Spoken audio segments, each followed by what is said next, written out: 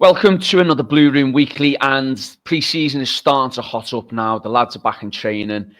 We are looking forward to that first game against Accrington, and then that big sort of curtain season, pre-season opening against Blackburn before we head off to the States. And joining me on tonight's show, I've got the brilliant Paul McParlin, and I've got the wonderful Keith with me as well.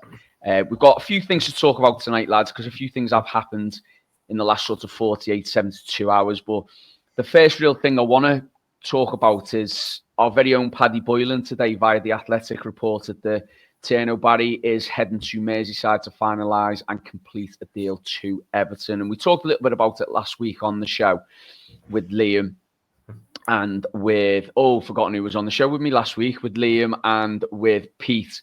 And we were saying about, how he could be the type of striker that we could realise his potential and become a bit of a rough diamond in the end. And I think it's certainly a place that we have been looking for and an area that we've been looking to sign. But I think a few people, Keith, were starting to get a little bit twitchy, Andy, about incomings. Would this be for you a moment where we could start relaxing a little bit in it to sign that incomings are going to start coming throughout July? I think people always get twitchy, isn't it? It's part and parcel of the online Everton experience. If we haven't sort of signed 7 world beaters by the end of June, then everyone's calling for heads. But I mean, yeah, we're looking. You see, the team are up in Scotland at the moment doing pre-season training. It is like better to get your incomings done early so that they can integrate with the group. They've got that pre-season to go through where they're sort of linking up with the new teammates and getting used to the situation around them. So I do see that there's like a sort of side to not panicking, but just like, we could do with getting some lads in.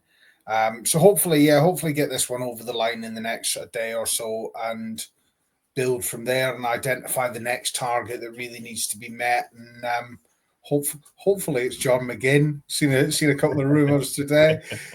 I mean, like realistically, the time to sign John McGinn was 5 years ago. Would he be a good? I just love him. He's a little narc, isn't he? So, you know me, I love a narc.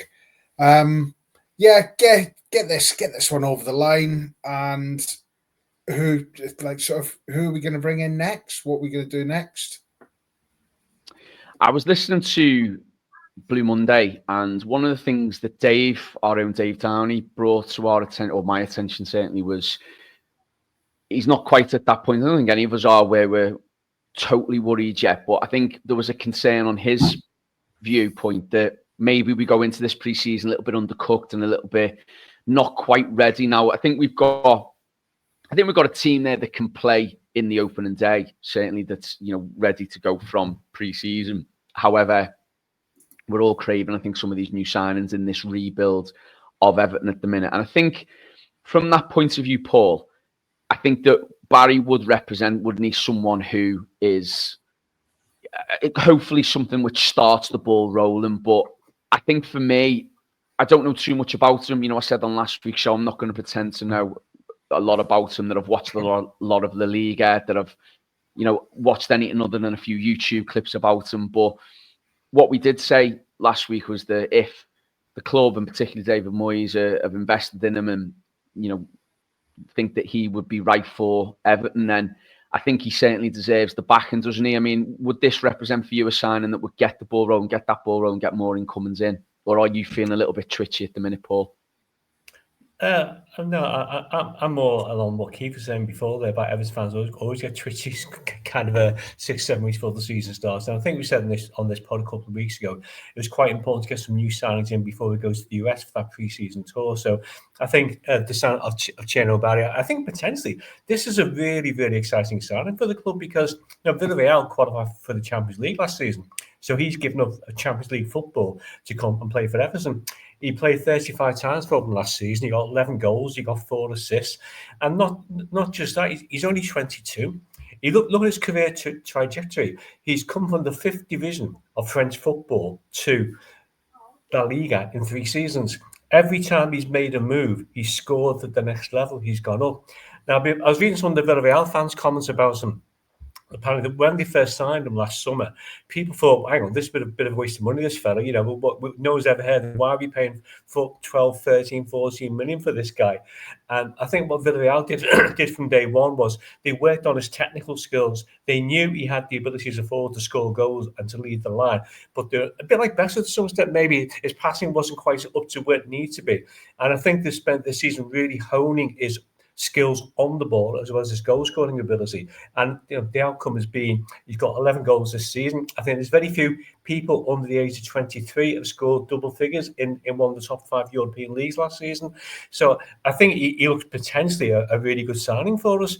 And I don't even see, I posted on my Twitter today, you may have seen it before. There's a great clip of it last January when a young Villarreal fan approaches him for a shirt, and he gets his shirt out the bag, he gives it to him, he shakes his hand, and the kid is just absolutely made up. His parents are made up. And then he posts on his socials afterwards that this young lad's my new best friend now. You know, he's my new bestie. We're going to do things together. So I think he's got this rapport with fans as well. He seems a bit of a character. I'm not sure he can speak English. I think that's something the club's going to have to work on a little bit. But, you know, considering who's available at the moment, I think if you look at it from the outside, we signed a player who helped the club get to the Champions League last season. So to me, that's quite a statement signing as well. And like you said before, Warren, I trust the recruiting process a lot more than what I have done for a while now. And I was a bit disappointed that the Kenny Teti thing didn't get over the line.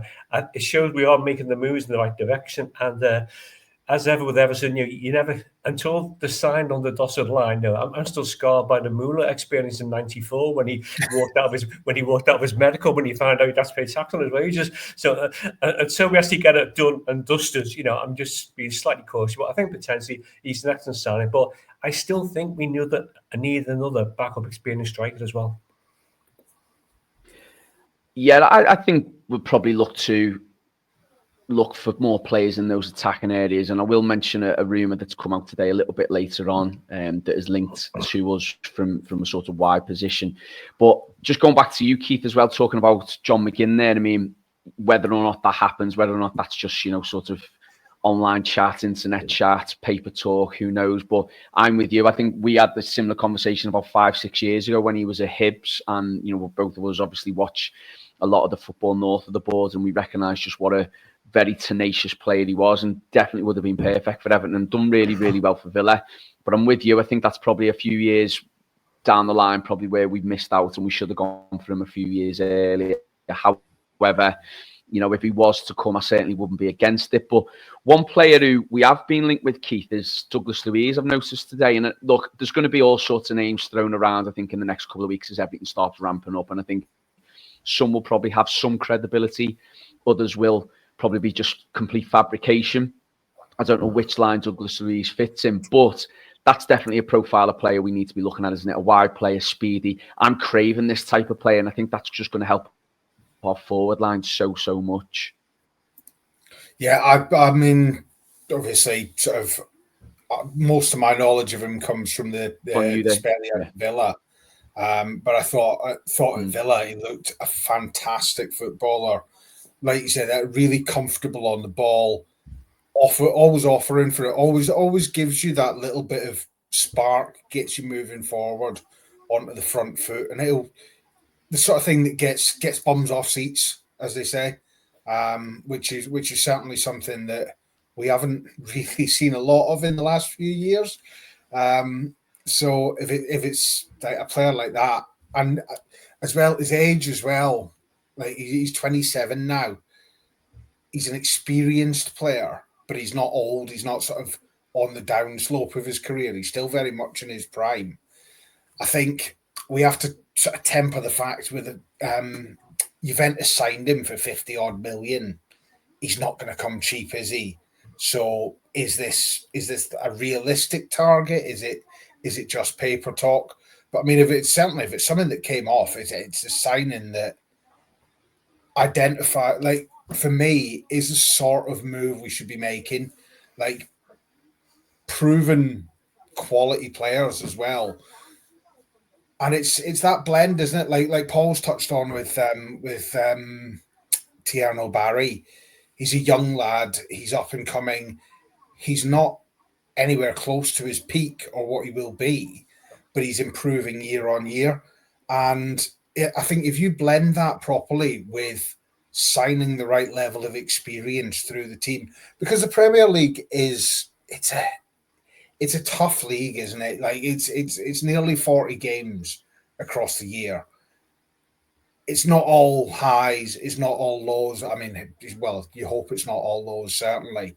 So you need that, but you need those sort of horses who have been over the course before, who know the ground, who know how to grind out a result sort of as and when it's needed. So, I mean, as a spectrum, it's a very good sort of thing to see from Everton. They're identifying good targets in the right areas and pressing forward with it. And like, if it comes off, tremendous signing. So watch this space, as they say. Watch this space has been heard many a time down the years during transfer window time. Yeah, I think I agree with you. I think if someone like him was to come in, it would certainly. I just feel, Paul, for years, probably since Richarlison left, but even before then as well, I just feel we've lacked that real natural pace out wide and someone who can really break the lines and take players on. I mean, the way Everton play at the moment, it's more of a counter-attacking style, and we've had some success, particularly away from home, towards the back end of last season. And I just think it's going to be so much better if we did have someone like that in those positions. I know you've said there about you feel that Everton should be looking again for another striker. And I think particularly if someone like Chimiti goes out on loan, we probably need to get another attacking player, if you like. But do you share my view that probably a winger or a right-sided striker is probably the next priority on that transfer priority list that David Moyes and the rest of the recruitment team have got? Yeah, but I think I agree with both you and Keith there. One, I think we need to sign a quality winger, and I think it's pointless bringing Barry in to play for the club. He's 6'5". He's really good in the air, so you need somebody to provide a quality service for him. I mean, if Barry had been playing last season with that service from Lindstrom and Harrison, he wouldn't have got any goals for us. So we actually need to make sure that we've got good quality on the flanks, people who can deliver the ball. I totally agree with what Keith said there as well. It's up to me.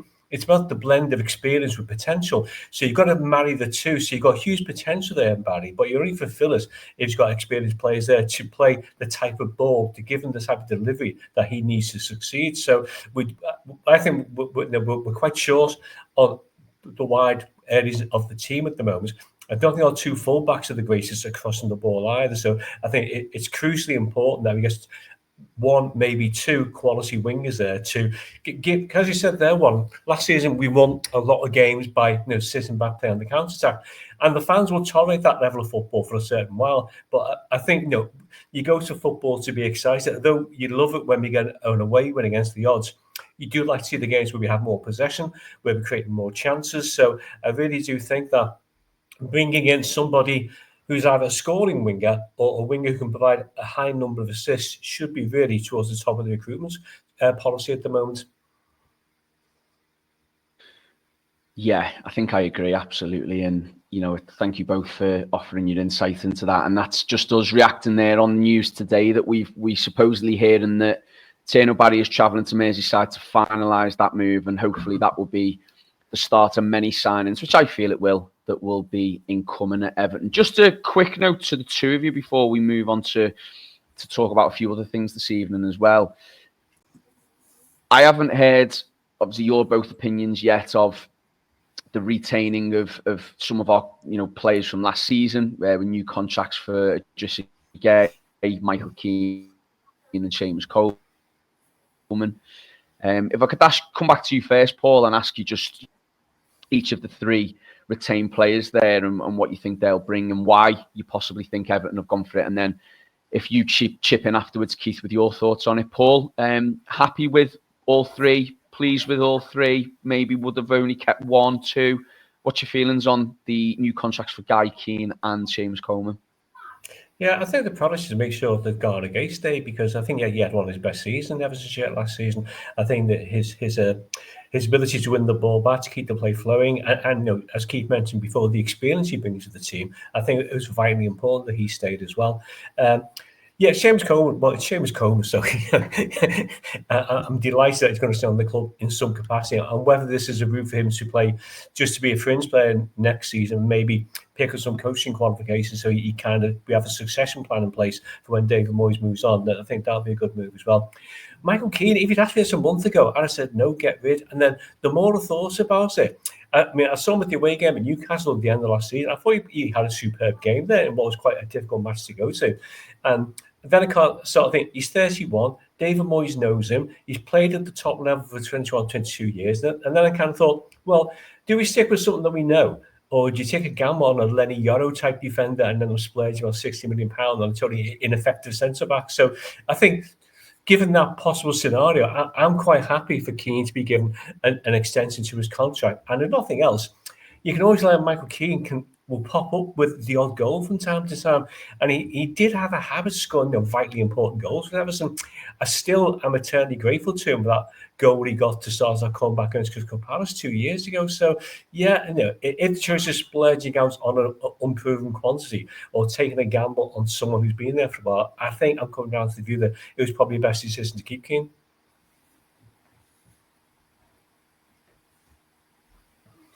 I think, yeah, I can't find fault with any of that. I mean, the big one is obviously it's Idrissa Gueye, isn't it? I mean, he's 35, 36 years old and still made the most tackles in the Premier League last year.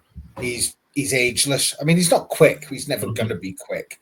But he has this sort of innate ability to know where the ball's going to be. And he gets there and wins it and, disrupts the play. And it's something that Everton, the way we set up, the way David Moyes plays football, you need that destroyer in midfield. You need that sort of game wrecker. And I think he does it better than anyone in the league. I think they've structured it very well with giving him a 1-year extension with the option, holding the option of a second year. Because then if we do see a decline this year, which would be natural, and you can't sort of complain if it does happen, at least the club haven't put themselves in a position where they're tied in for 2 years. So I think the sort of structure on that, the recruitment structure on that was brilliant. Seamus Coleman, it's sort of a romantic thing, isn't it? It's people want him leading the club out at the first game in the new ground. It's good. You can't imagine him going off and playing football anywhere else, can you? It just wouldn't look right, him playing for someone else next year. So let's have a year where he's on the fringes of the team. He brings that leadership to the squad. Hopefully he's on the pitch for the last game of the season, and I think go out in style. Hopefully at Wembley. I mean, that'd be nice, wouldn't it, if he's on the pitch at the last game of the season at Wembley, lifting the cup before he goes. Michael Keane. I know a lot of people are. It's Marmite, isn't he?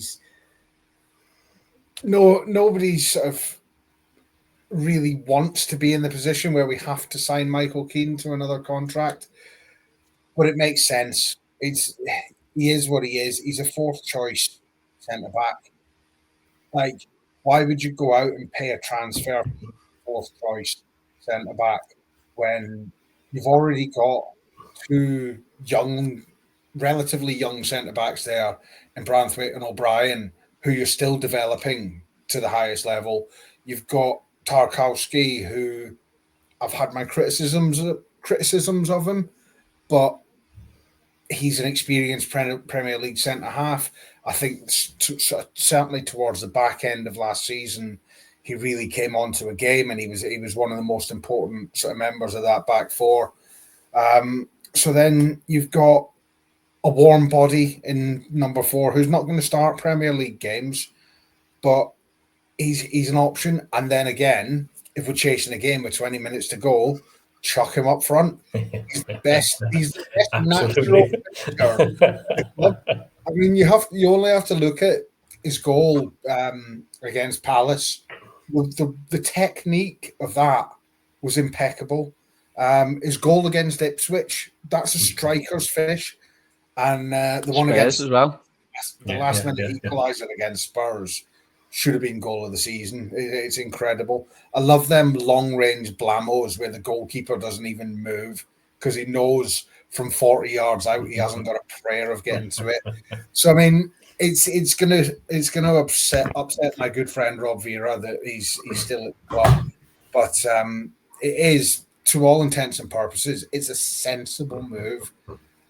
It's very much the adults are back in the room now, aren't they? Like we're doing things the right way and building it properly. So for a year of cover at the back, I'm not gonna complain. So yeah, thumbs up to all three. With me for the whole thing, I mean, I'm with you. Yeah, I'm with you. I think I'm with you both definitely on Idrissa Gueye. I think it was the no-brainer to get him there, and I love the way the deal's being talked about as if there's an option for a second year, and obviously that gives him the motivation, if you like, to perform again this season, to earn that final year that he's being given as an option. I think Seamus Coleman for me feels a little bit like, I don't know if either of you have ever been in a situation where you're leaving a role or you're leaving a job and the new person's coming in, and you do that thing where you oversee them for a month or two and then they take over what you do. And it feels a little bit like Coleman's doing that with the move from Goodison to Bramley Moore and the club captain, and he's waiting for another 12 months before he fully hands over what it means and what it's all about. And then I think with Michael Keane, I think for me, and I've heard some brilliant arguments both from Rob Vera and Roger, who were on the side of really is that as good as we could have got, and I've heard the other arguments as well about how it just allows us to spend money or use resources in other areas by just having him, Michael Keane, there as cover.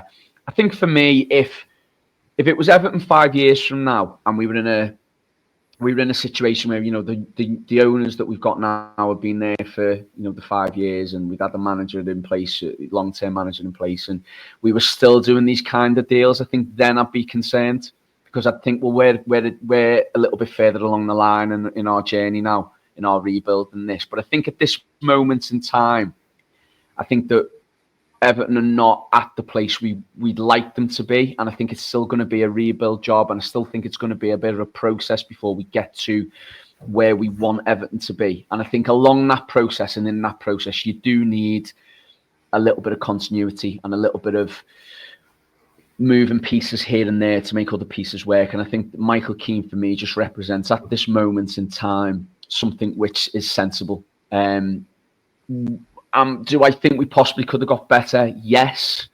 Do I think there's better out there? Yes. But I think at this moment in time in Everton's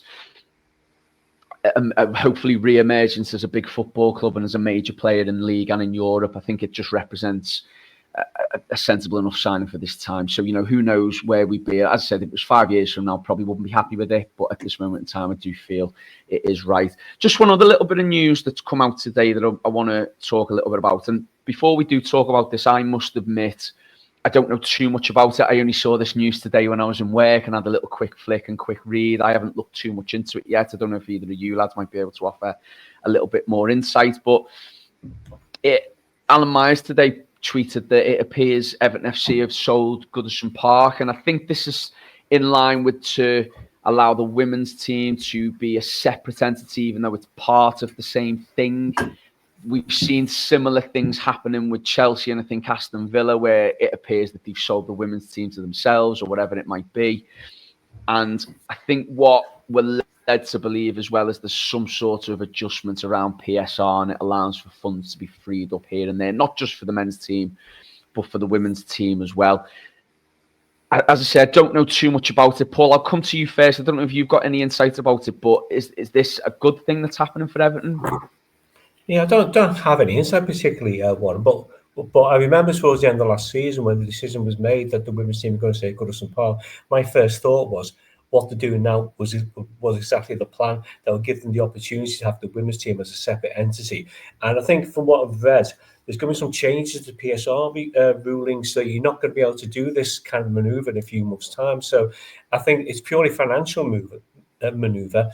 I think given the history, the checkered history we've had with PSR, I think it's a wise financial move to put the club on a stable footing, and it gives us the option maybe at a future date, if there were to be an issue with compliance, there may be a way out of it by doing some sorts of dealings with the women's team side of it. I think at this stage, I trust the Freakins in dealing with Everton's finances far more than I ever trusted Fad and Sherry with dealing with Everton's finances. So I think from that point of view, if it helps the club, helps to put the club on a stable financial footing, then I don't see a problem with it. Yeah, all the comments I've read and some people who've had a little bit more insight into it, Keith, I think what Paul said there about a stable financial footing, that has been the reason for it, it feels. But there's the part of me, there's that Everton bit in my brain which goes, you know, other clubs have done it, but we're the ones who are going to get punished for it. I mean, that would be typical, wouldn't it?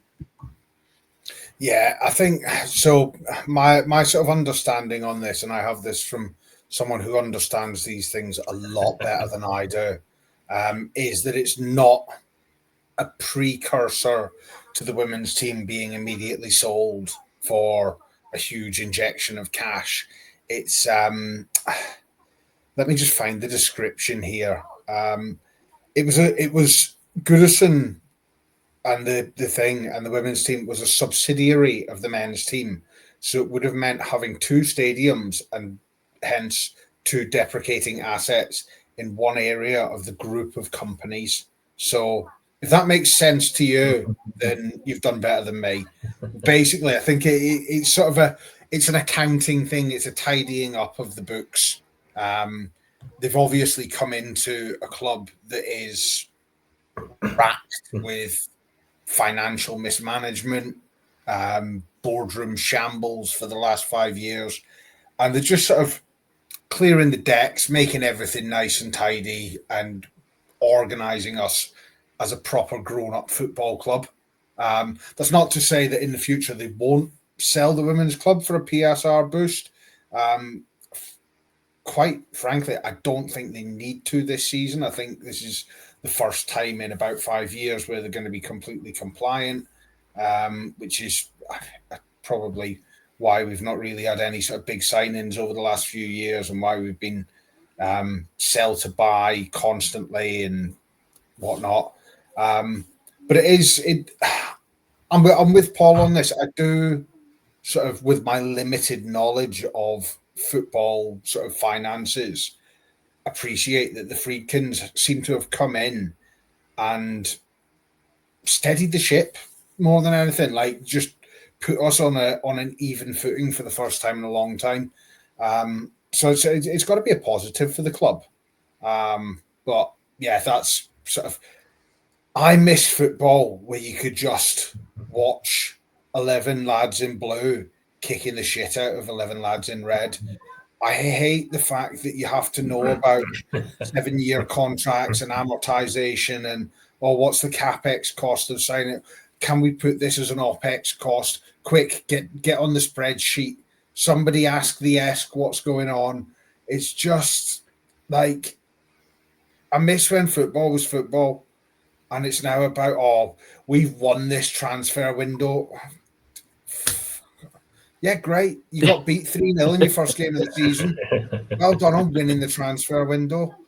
What a load of... Do you know what? I think, honestly, I'm with you. I mean, we've got similar football ideas, if you like, and how we feel about the game. And I think none of us when we were kids got into it because of net spend and PSR and things like this. But unfortunately, it seems to be one of these things now that is just racked within the modern game, and fans are forced, if you like, to have a knowledge of it. And I think when something major like what happened with us with the points deduction, you know, people turn to the likes of ourselves and other podcasts and, you know, different news outlets to find out why and what it's all about. And with that increased knowledge, of course, comes increased talk and chat around it. And I think, yeah, it's unfortunate that it's there. But just going back to what you both said about the Freakins, I mean, I've made the point that I know Rogers said on Blue Monday a few times that he'd like a bit more in the way of communication. I think we all would, but I think the best thing that the Freakins for me can do is that I never hear from them because things are going as they should. You know, maybe a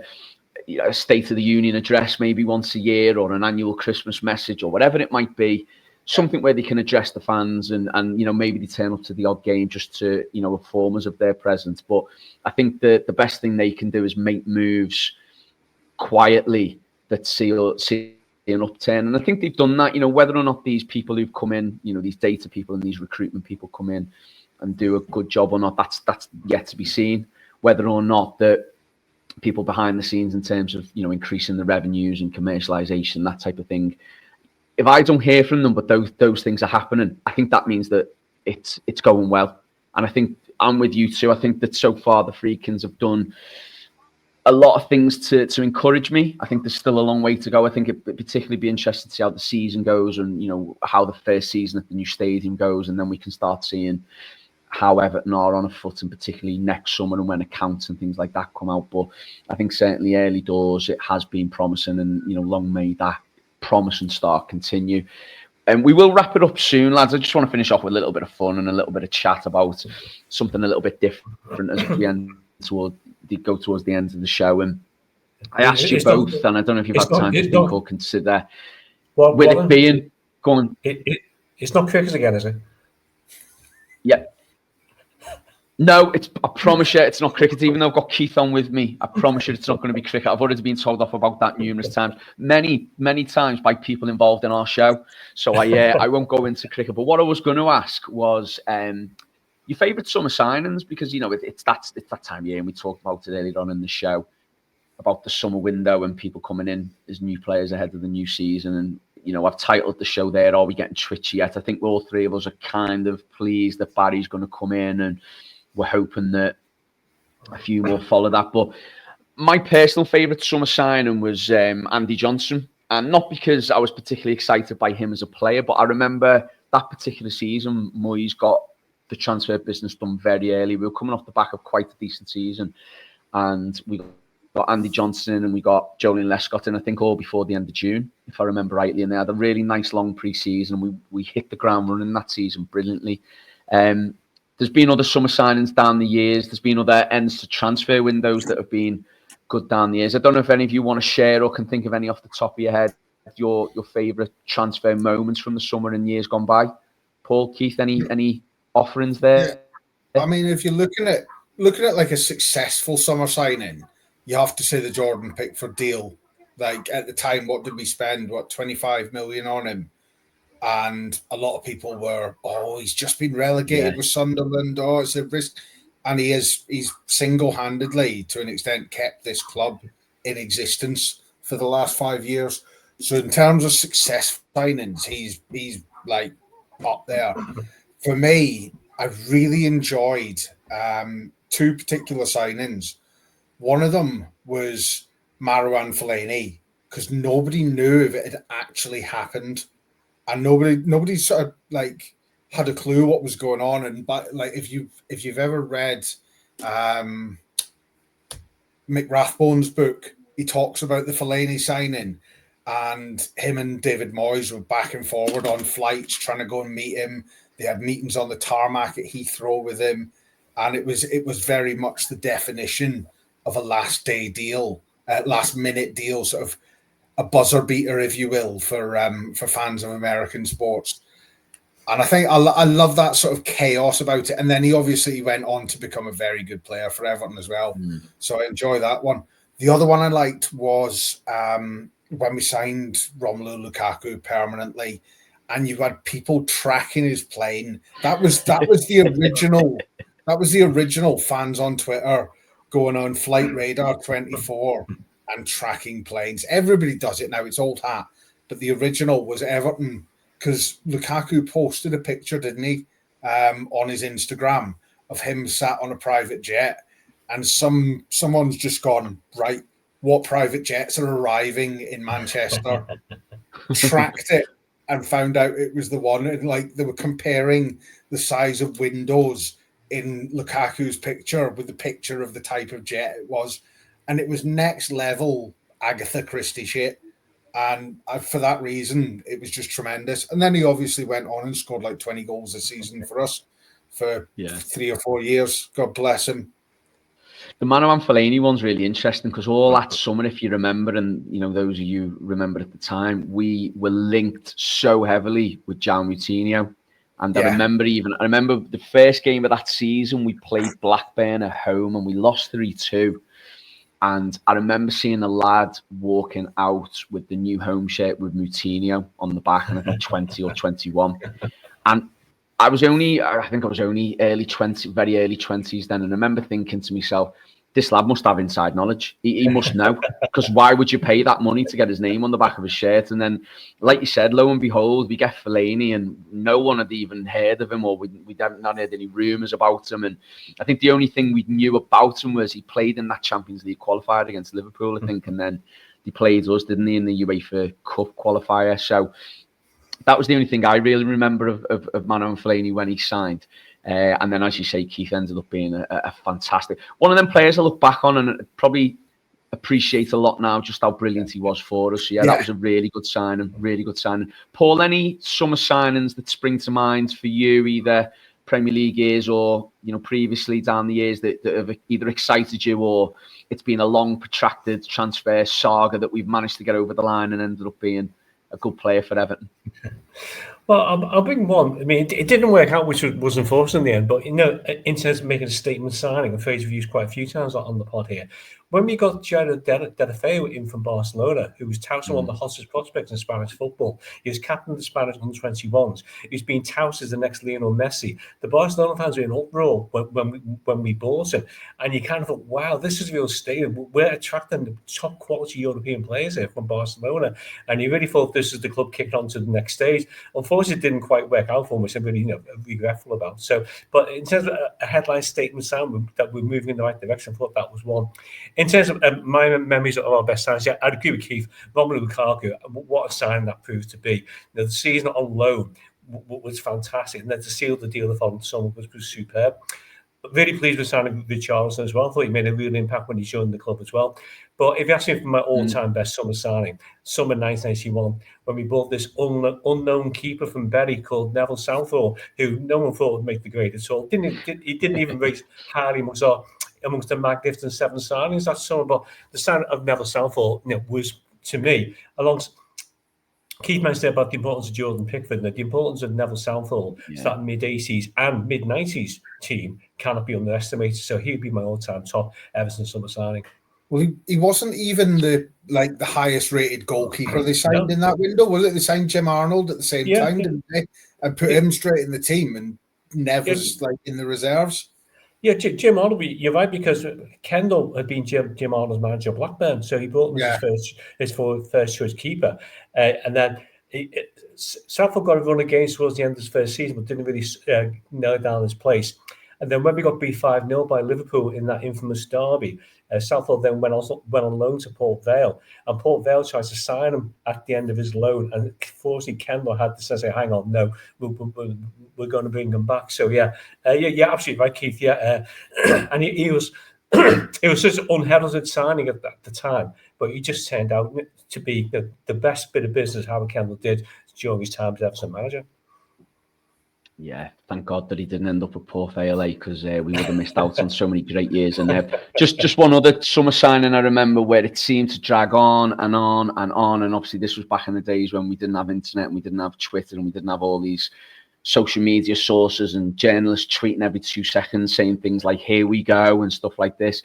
But I remember when the summer of '95, just after we'd won the FA Cup, and we were linked with Kanchelskis, and all summer in the papers, we're going to sign him. It just never seemed to happen, never seemed to get over the line. And eventually we signed him. And I remember as a kid being so excited, because I thought he was a great player when he was at Man United. And it seemed weird that he was leaving Man United. And then for that first season, and he was just absolutely wonderful for us. And I remember thinking to myself, Everton have signed someone really good here. This is brilliant. And I think I'm with you, Keith, as well on Lukaku. That was just amazing. The whole flight tracker thing that went on, that was a real funny time to be an Everton fan anyway. But we will leave it there tonight. And hopefully in the next coming weeks, we said this last week, we made a little prediction on the show. I don't know if you lads have heard Blue Monday, where they made the prediction and Roger said no signings in, and he was right.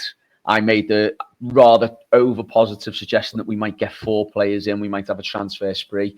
I think we will start seeing people through the window, and hopefully Tierno Barry, if this does get over the line, like you said, Paul, it's nothing's official until the club make an official statement themselves. But hopefully that gets over the line. It'll be the start of a few more that come through the door and get us ready leading into pre-season, that trip to the States, and obviously ahead of the first game against Leeds. But we will leave it there on the weekly. My thanks to Paul and to Keith. And as I say every week, if you are watching us on YouTube, give us a subscribe, give us a like, leave us a comment as well. Love hearing all your comments. I was on Spotify the other day reading a few comments that we've had in the past. It's lovely to hear from everyone who does comments. And whilst we're talking about Spotify and however else you get your podcasts, Apple, Spotify, whatever it might be, Google, do again subscribe to us, and whenever a new episode drops, it'll go straight into your notifications and straight into your folders to listen to us and get all your Everton content from us. So as I said, leave it there for tonight, but my thanks to the lads again for joining us.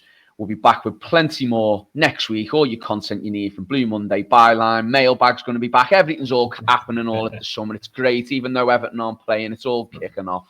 So we will speak to you soon. Up the Toffees. Have a great week.